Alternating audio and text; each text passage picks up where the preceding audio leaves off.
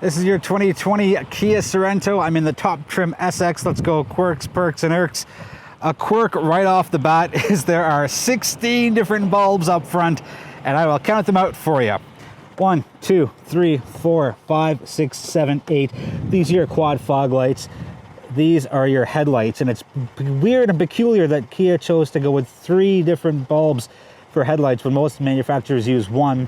This is your high beam light, and the other 2 are this is part of the headlight assembly. And this is your day runner as well as your turn signal. You've seen the orange/amber day runner turn signal on the Kia Telluride, and I think it's going to be the Kia Hyundai Genesis design language going forward. So I counted 8 on that side, and there's 1, 2, 3, 4 on the top and 4 on the bottom, plus a little design business there. Little vent goes all the way through because you can see my fingers going right through there. Same tiger nose grille, looks pretty sharp. Nothing overly exciting here, but nothing overly bad. So I'll give it a pass. Overall, very nice. You get the chrome trim around the grille as well. Because this is a top trim SX, you get 19-inch wheels. And there's a good look at the front quarter where we started. Nothing exciting as far as design goes. Pretty conservative, but Kia doesn't need to be big and flashy. Here's a bit of a quirk. It's got an all-wheel drive badging on it, and the quirk for that is all Sorentos are all-wheel drive, so I don't know why they needed to point that out. Anyways, you get a turn signal in your side mirror, and nice and LED there. You get a nice chrome finish along your window line. Nice angle down at the end, so pretty sharp there. Let's back up, give you a good look at the side. Again, nothing flashy, nothing overly attractive about it, but you know, sometimes plain is the way to go. You don't need to have multiple folds and creases in your sheet metal to have a good looking car. Here's my Irk. LEDs everywhere. Top trim SX gives me halogen turn signals in the rear. Not crazy about that, but I do like this cool pattern design for the rear lights. Just really, really nice. You can see how they light up because in the camera, they're flashing and pulsing. Irk, I don't think you need a spoiler here, but that's just me. Auxiliary brake light up top. Let's take a look at the rear in its entirety. My need for symmetry calls this an Irk. There's only one tailpipe, and even if they put a dummy there, would have helped with the symmetry of it. And the rear of the Sorento looks like a minivan in a way. It's not as angled as some of the other manufacturers have it. So definitely not a minivan, but just a nice flat back can give it that impression. There's your Sorento badge, your SX V6, so everyone knows that you're driving the top jam Sorento. Let's open up the trunk. I'll put your cargo figures here. So this is phase 1. You got a little bit of space here. Now you can drop the seats pretty easy. Just pull that tab back, little push, down it goes. Same thing here. Little pull, little push. Now that seat's a little further up. I will move that for you actually right now because I just want to show you what the entirety. Oops. That's how you move it. So pretty nice and easy. Let's hope it's moved enough. Oh yeah, there we go. So that's phase 2 with the rear seats down. Interesting fact, the 2 lower trims of the Sorento do not have these seats. They're only 5-seaters. This is all cargo space. So top 4 trims have seats for 7. Bottom 2 trims only have seats for 5. I can't reach it because Go Gadget Arm J isn't quite long enough, but it's a 40-20-40 split. So with that, you pull that little arrow up and the middle part goes down for your ski pass through.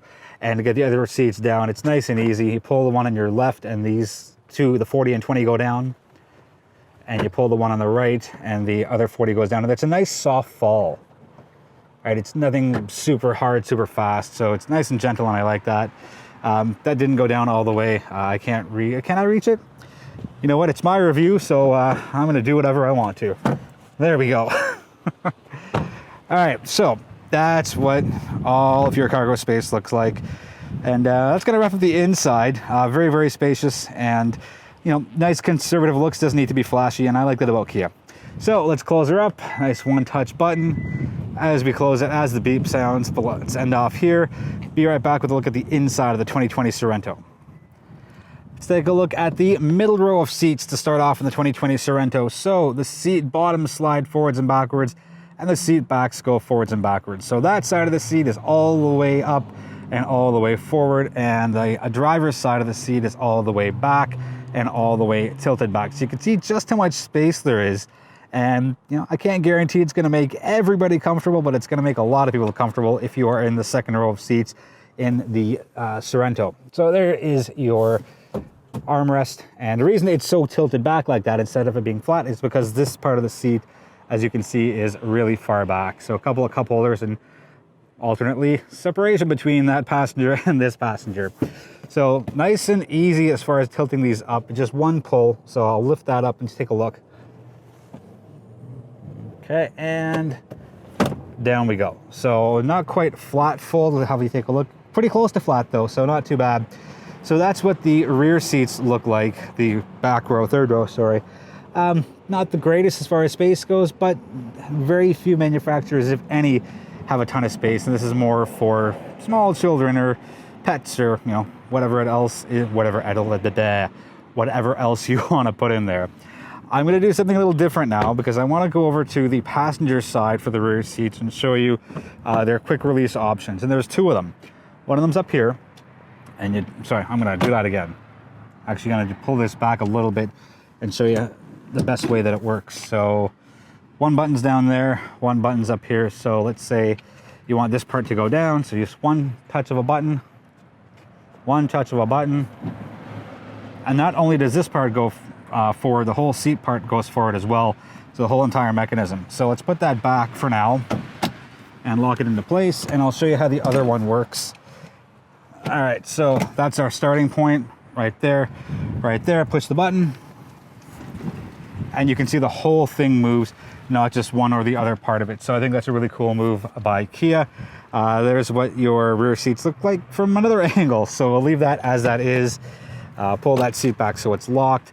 Another cool perk here is you have, again, only on the top trim SX, little sunshade instead of tinting your windows. You can if you want, but this is a good built-in alternative as far as your sunshade that collapses into the door panel of the rear doors. All right, let's go up front and take a quick look. So that's what you're looking at just as you're about to enter the Sorento. Let's start here. This is kind of cool and quirky. Peculiar shape pattern for the speaker cover. I suppose they could have gone for something straight, but I don't mind it. It looks very modern, very nice. Piano black here, lots of fingerprints. Not my favorite. Same thing here, not my favorite. Cool design lines, I'll give it that. I'll stand back and give you a good look at it. Outside of the sun, come on, get out, sun. There we go, that's a little better. So nice, nice design lines there. Seat controls all over here, very, very nice. The side bolsters are just huge and so comfortable. This is the premium leather as opposed to just the regular leather, and your thigh bolsters are also pretty respectable. Let's quickly jump in. Most of this is a carryover model from 2019 as they make way for the all-new 2021. So we'll quickly start the vehicle up. Again, nothing too in-depth here because we've done it before with the 2018 model. You get digital info in the middle, and you get analog on the bookends of it. And it's Kia, so everything's easy. And I love, again, how they let you know where your lights are and let's get out of the sun and what position your wipers are in. So very, very cool there. Sorry about that sun glare. Heated steering wheel. Let's jump here for a quick sec. All your heating and cooling controls for your seats and steering wheel are on one nice panel. And the extra perk for me is the entire wheel heats up, unlike the Mazda vehicles where it's only there down to there. So thank you, Kia, for giving me an entirely hot wheel. Very nice. No blank panel switches. Good job, Kia. This could have been blank, but that's just a nice way to make it a fully uniform look. Your trunk release as well as your gas door release. You got your infotainment system. It's Kia. It's going to work great. It's quick. It's responsive. It's very intuitive. It's easy to find your way through. No issues for me at all on the infotainment system. I think the one for the 2021 model is going to be significantly larger, but for the 2020, you know, this is still a great buy. It's still a great vehicle. Very, very few complaints with it. So very sharp there. This is your HVAC controls, and again, in typical Kia Hyundai Genesis fashion, let's straighten that out. It's so easy to use, and it's red, so it stands out really nicely at night. Everything's here, no issues at all. You got wireless charging on every trim except the base trim. You get your 12 volt, you get your auxiliary, another 12 volt on the outside, and your USB in that middle portion there. And there's a nice little ridge there that's lifted to make sure your cell phone doesn't fly around. Let's quickly run through drive modes. So there's Eco and Sport and Smart and Comfort. So pick what you like, stick with it, and off you go. There are no paddle shifters in the 2020 Sorento, so good job there. But Kia still did give you the option to put it in drive, slide it over to the left, so that way you can do your own shifts through your 8-speed automatic transmission. Aside from that, the interior is really, really well laid out. It's so simple, and I can't say this enough about the Kia Hyundai Genesis brand. Everything is just so perfectly placed. There's no fishing. There's no, I wonder where this is or where that is. Just, it's so ergonomically smartly laid out. I love it. But probably one of my favorite interiors in the entire auto industry, premium brands or not. You got this massive panoramic sunroof, and yeah, it's a bigger opening than usual. Usually with panoramic sunroofs, just the front, I don't know, maybe up to the headrest opens, but Kia's gone a little further and giving you a massive panel that actually slides all the way back, and then there's the fixed portion way back there. Let's take a quick look at the 360 cam option. So you put it in reverse, and you have 4 different options. So there's your top-down view, and there's your straight rear view camera. Give that a touch, and that gets you your full screen for the rear view camera.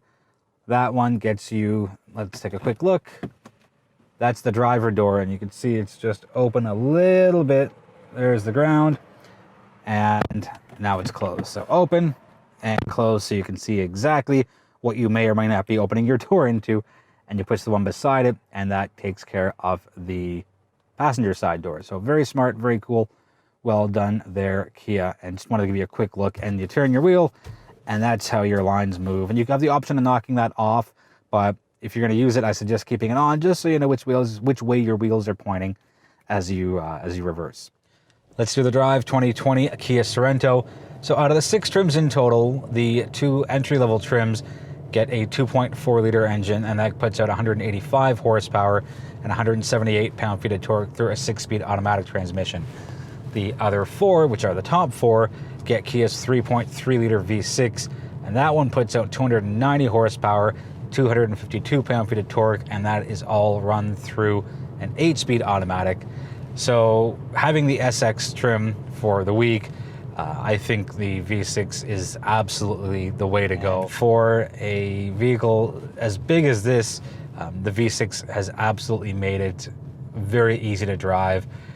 Very, very little hesitation off the line, even on the highway, getting on the highway, accelerating, getting up to highway speeds, passing slower vehicles, possibly avoiding possible collision situations. The 3.3 V6 absolutely is a dream to drive. It is so smooth, it is so strong, but it's not, whip your head back strength, and it doesn't need to be because it's still a mid-size crossover. Save that for what Genesis does. As far as standard features go, what everybody gets is Apple CarPlay, Android Auto, heated seats, and that's pretty much the highlights of what you get as far as every trim goes. And the higher you go, the more you get. So this SX trim has absolutely everything. It's got their premium leather, it's got the upgraded sound system, it's got cooled seats, and plus and plus and plus and plus. So if it was me, and if it was between the SX and the trim just below it, which is the EX Plus, I would spend the extra $3,000 on the SX just to get every single thing possible. And I'll put a quick list on that side of the screen as to the differences between the EX Plus and the SX, just for comparison's sake. And again, it's only $3,000, but you're really getting quite a bit here. As far as safety features go, I will put a list of what comes with the SX on that side of the screen, and a couple of other extra points as well. And I've said it before, I'm pretty sure I've said it before, but I'm going to say it again. And if it's your first time watching, it's the first time hearing it. Kia's Lane Keep Assist is the best in the industry, hands down. Hands off, so to speak. It is just so well executed, and it doesn't jolt you back into your lane if you're drifting. And it is, to me, the best system in the industry, bar none. And you get your blind spot monitor, you get your 360 camera, you get your automatic high beams, and a few other cool advanced safety features. But I gotta say, Kia's and Hyundai and Genesis for that matter, they have the active safety market down pat as far as I'm concerned. As far as fuel efficiency goes, those figures are now on that side of the screen. And I will tell you that I have 11.9 liters per 100 kilometers, and I've done, how many kilometers have I done? 382.3. A lot of that has been city driving, so it's a little higher. Plus, when I'm shooting reviews, things tend to slow down a little bit. So the car will be idling for a few minutes as I do the exterior portion. It'll be idling when I'm in between shots and takes. So, let's take that 11.9 and drop it down to a more realistic 11.3, 11.4. Not bad for this size and weight and class of vehicle. The seats are very, very comfortable, and that might be because it's the SX trim with the premium leather as opposed to the EX trims just that have regular leather. But, I'm in the SX and I can only comment on that. And yeah, the seats are very comfortable. Again, a lot of city driving where it can be a little more stressful, a lot of stop and go traffic. So again, for me, the SX trim is the way to go. Thank you so much for watching. Feel free to subscribe if you haven't already, and I will return shortly instead of I'll be back with my next review sooner than later.